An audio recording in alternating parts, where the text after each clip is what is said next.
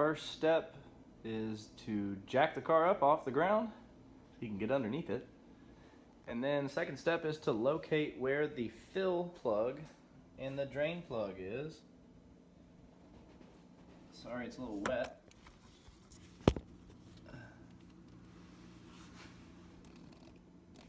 So there's the fill plug, and there is the drain plug. You always make sure you can open the fill plug before you drain it.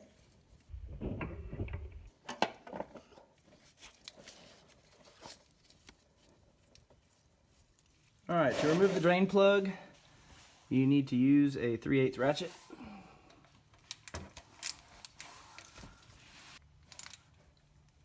Alright.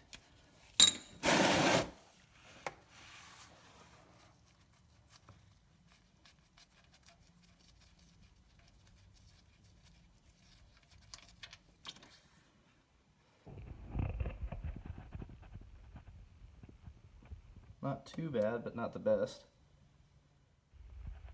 Alright, we're only using Honda manual trans fluid. I don't care what people say.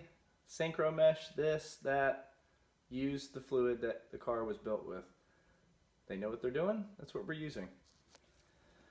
Also, we are going to be using this large funnel with a hose. That way we can reach down and into the trans.